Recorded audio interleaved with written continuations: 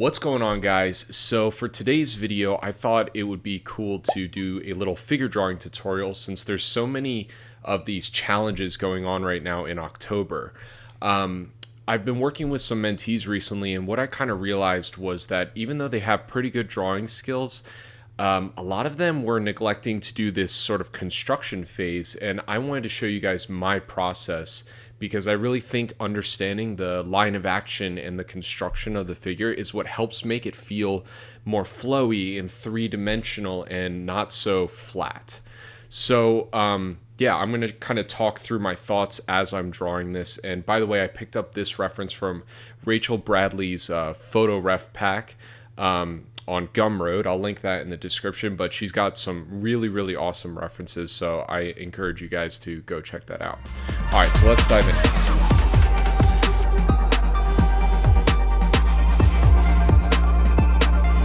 So the very first thing I did was just added a little tiny like brushstrokey gradient to my background so that I'm not drawing on pure white. I'm also kind of looking at the perspective and trying to see like how far is the head from the top of the canvas, how far are the feet from the bottom. So I'm just going to kind of draw that out.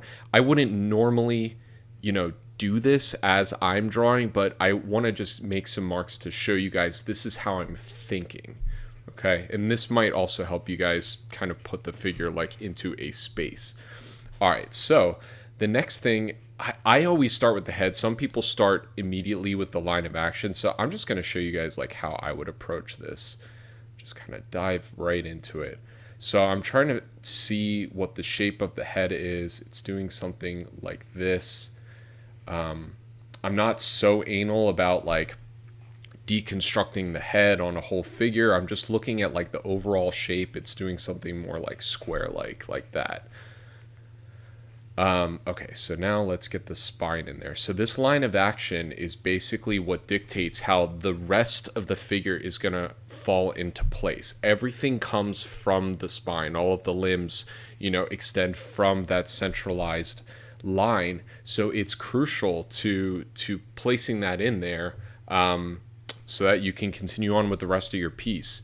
The reason I chose this specific figure as well is because she's got that really nice S curve. It's very apparent and easy for you guys to see. And what you'll notice about the S curve as well is the hips. If the S is going like this, the hips will tend to sway up like this, and the shoulders will sway down like this. So you kind of almost have that like pinching going on her side. The other thing to note as well is if the hips are popping up like this, the hip that's popping up will always have a straight leg. That's something really important to note because she has to be balancing on something, and you can even kind of see just in my very basic like stick drawing how this leg could be balancing out this sort of the body. What's really helpful for me, and I do this all the time and it seems pretty silly, but I'll actually pose out my poses. So you can stand and do this pose for yourself and actually feel how weight is being distributed. And I think it helps you better understand how that figure would actually sit in space and how this would actually work. All right, so I basically kind of just try to get like a stick figure in. I'm being very loose with everything, and you guys will see how I'll continue to tighten up and tighten up and tighten up. And I don't have extremely strict rules for the way I do every single figure. That's the other thing I want to note. Like, I feel like a lot of art teachers would like you to believe that there's this like magic way of constructing a figure, and I personally kind of think it's just whatever works for you. I want to show you guys what works for me and what I think has been pretty successful for a number of years. But what I'm mostly focusing on while I draw is major points. So I'm seeing like the bulges in her shoulders, her chest is sticking out more than her waist. And I'm basically trying to measure all of these points against each other.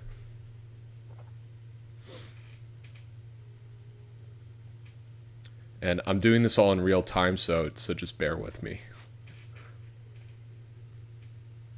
The other thing I want to point out as well, that I see quite often with my mentee work, is the angles of things. So I'm trying my best to understand the angle of her shoulder to the angle of her arm, right? I'm kind of seeing it do something like that.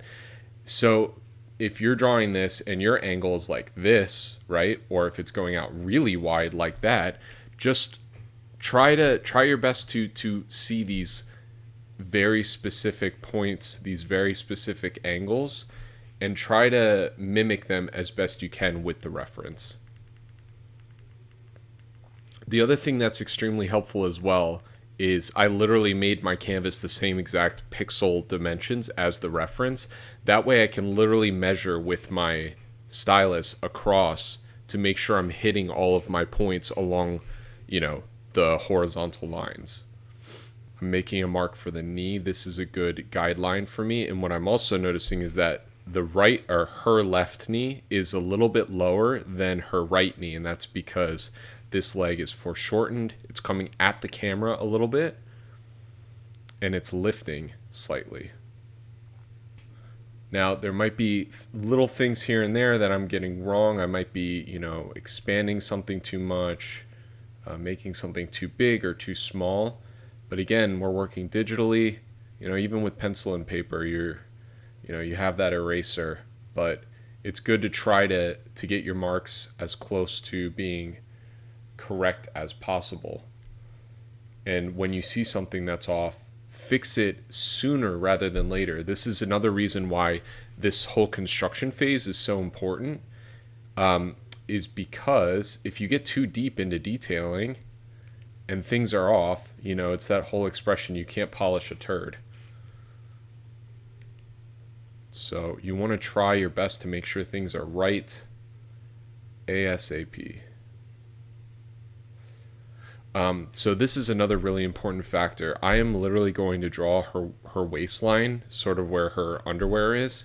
This is really helpful for understanding the perspective of the waist. So what I'm sort of seeing is that her whole pelvis area is tilting downwards just a little bit, and her chest is pointing upwards. You'll see my line up here is curved up. The waistline is curved down. And this is really also helpful for understanding the perspective, how the chest is a barrel and cylindrical. And I'm sure you guys have seen people kind of take the arm and be like, okay, this is like a block here, here's a block here. That is not really my approach to drawing or to even really teaching. It's like, I want you to be able to see this. Just try to understand that things are round in space, as opposed to spending so much time, not drawing the actual figure. Because if you, practice this so much that you're neglecting actually figure drawing in the first place, I feel like you're just kind of missing out. That's my personal opinion, but I've always been one to kind of try my best to jump right into stuff, see where I need to make changes, and then critique myself or get critique from others and fix things as I go. So I'd say probably the hardest part of this piece is going to be making sure that the legs feel like they're planted, especially because this bottom foot is really balancing the rest of her body. And also her feet are kind of turned in a weird way. So squinting, just looking at the overall pose, trying my best to get things feeling like they're in the right place. So I'm even looking at little measurements such as this. Okay, I'm seeing that her foot is coming out like this, and it's like basically just where her toes are is where this foot is covering this foot. So that's how I can measure how far the feet are from each other. Same with the knees. I'm kind of eyeballing okay, what is the distance from this kneecap to this kneecap?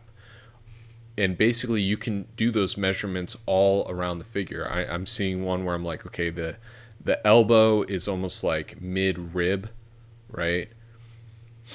the shoulders are angled like this, they're this far apart, you know, etc. So the other thing as well, and this is something you'll kind of learn as you grow as an artist, but some of you might tend to make really big heads or really big thighs or really big feet or something like that.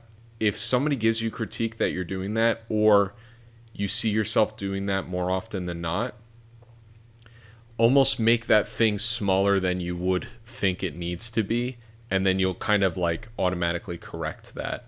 I used to make my heads really big, I think because I grew up drawing a lot of anime and stuff like that. And I ended up, I think, correcting that over time by almost like overcompensating on the size. Okay. The other thing too, so I'm already seeing that my legs are looking a little wonky. Something is not quite right with this figure. I think it's this leg, but this is where you should flip your canvas. That's another little trick that's really, really going to help you out, because you'll start to see things that you weren't really noticing before. It just, literally gives you a new perspective for your figure. Okay, so what I just realized as well in terms of, again, overcompensating, I saw that the leg was sort of doing this inward curve, and I think I just turned them a little bit too much. So I'm going to use the magic of Photoshop and just slightly rotate this back. I think maybe make her legs a little bit longer as well. They look a little bit stubby. All right, let's see what we can do now. Yeah, her body looks a lot more balanced. Now it's like the back of her foot is sort of planted with this line like that. It looks like she's more balanced now. Okay.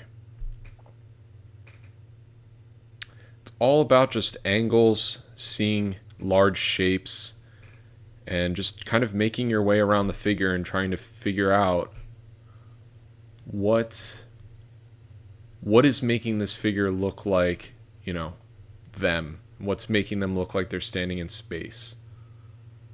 Using your very basic knowledge of, blocks and cylinders and cubes and, that blocks and cubes, cylinders and, the pyramids, cones, all that kind of stuff.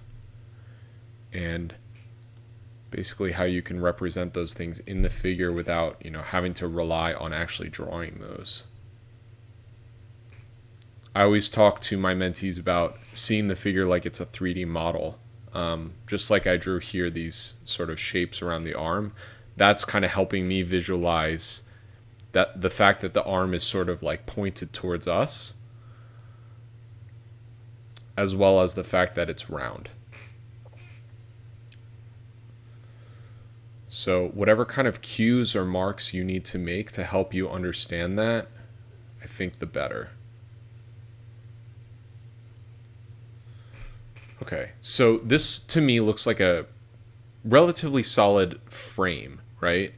At this point, I might make just some more marks. I think we want to try to take this to more of a complete drawing, but I might make some marks for the face and for the hands and clean up the hair a little bit. And then we're going to make another layer and actually do a more finalized drawing.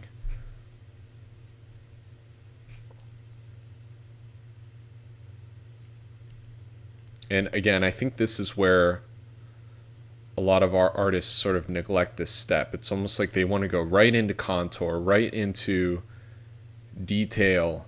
And I mean, this took me, 15 minutes, something like that.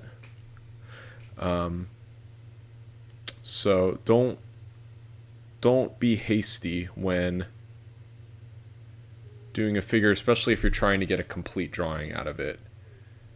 It's different to practice gesture drawing, right?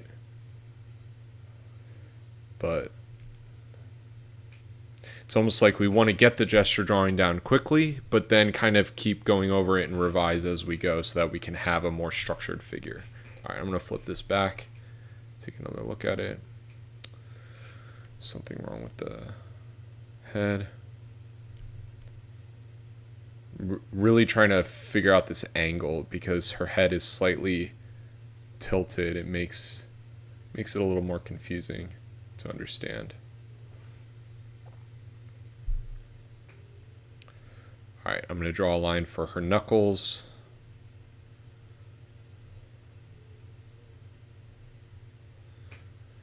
So when people look at figures, they look at hands and faces first. Keep that in mind and make sure that you are getting good at your hands and at your faces. That's another thing I see quite often is some people will have mastered the figure and then have not touched the face. And it's almost like, I don't know, in some cases just having a really nice face is going to automatically bump up some points in terms of visual appeal. All right, so I'm going to just lower the opacity of this, zoom in a little bit. So we already have our figure in the space and pretty proportional at that really small size. Now I can focus a little bit more on detail.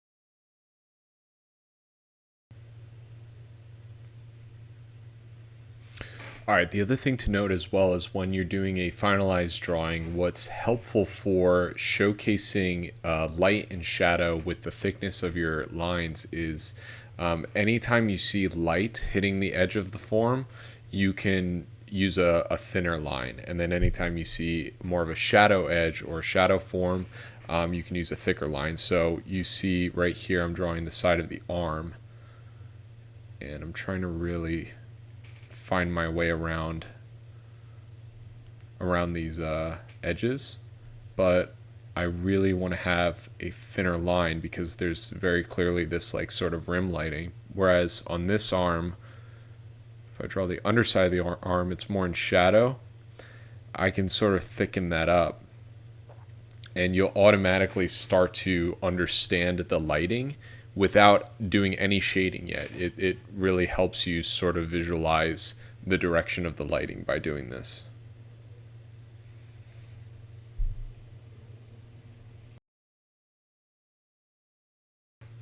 The other thing I want to note as well is our eyes can do a lot of the work for us in terms of contour. So it really looks like here, for example, like there's this one line that's just sweeping across there, but aesthetically drawing that almost looks like there's no skin on the body, right? It almost looks like we're just drawing the muscle.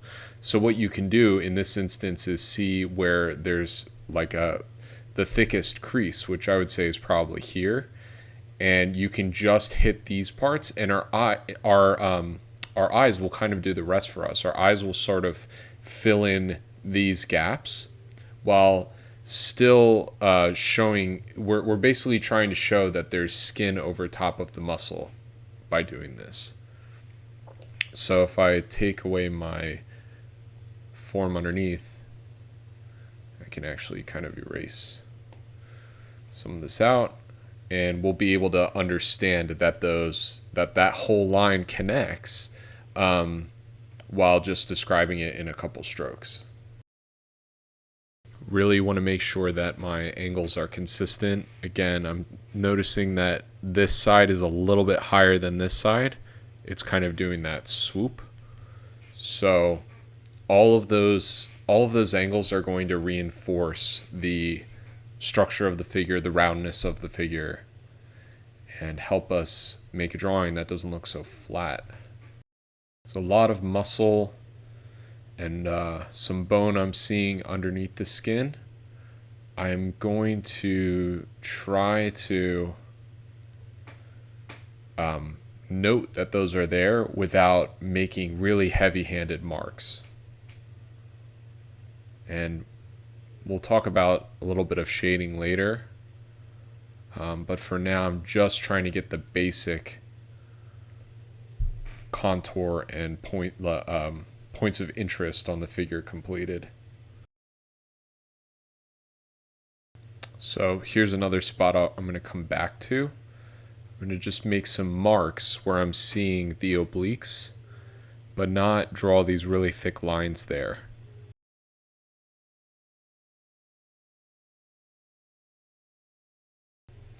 So also, line work is something I'm constantly trying to improve on.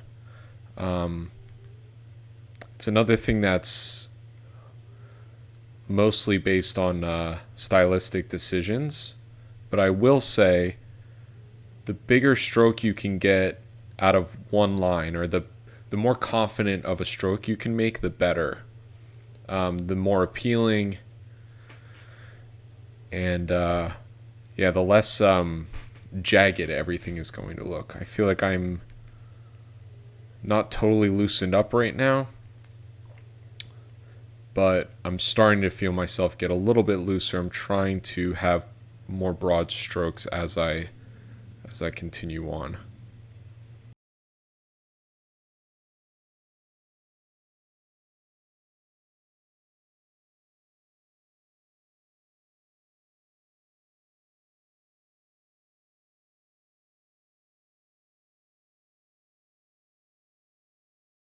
All right, so this is almost like the second phase complete. So now what I'm going to do is go in and clean up some things that are looking a little bit wonky and start detailing a little bit more. I'm also going to start implying some of the core shadows and some of the terminator areas where the light is transitioning to shadow, and what that's going to help is further reinforce the roundness of these forms. So like here, for example.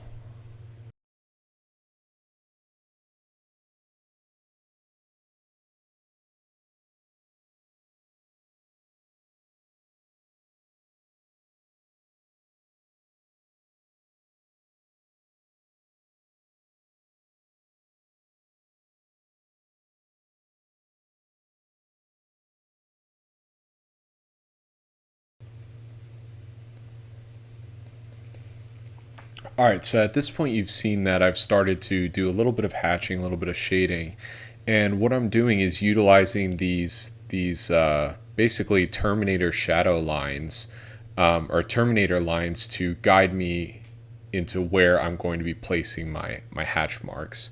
I'm not going to, shade every single little value of the figure, but this figure has pretty clear like core shadow and fill light areas, so that's what I'm going to try to establish with my hatching. And what I'm trying to focus on as well is to hatch around the form, hatch in the direction of the form. So like this underside of the arm, for example, I'm going to be making strokes that are following the arm like that.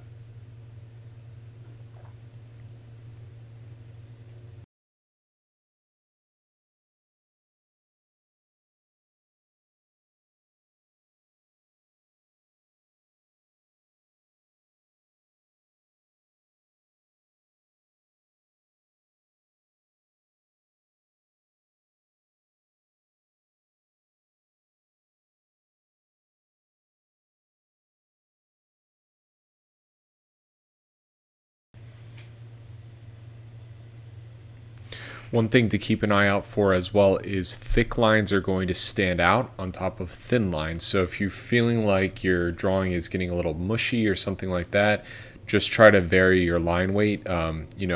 Erase by making erase to make some lines thinner, or press lighter on your pencil or tablet or whatever.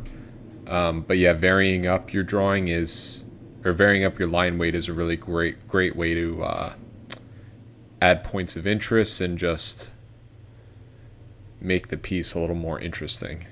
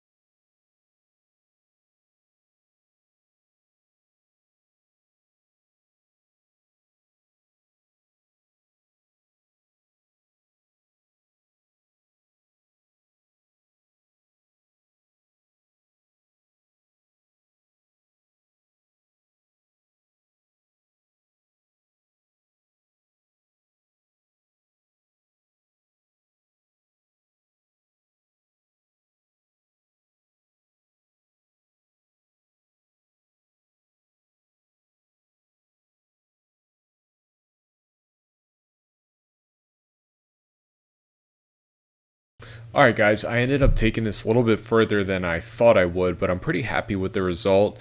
I'm not actually very used to doing complete finished line art drawings digitally. I tend to just work in pencil if I'm going to do lines. But this was a fun exercise. I really hope you guys learned something from this.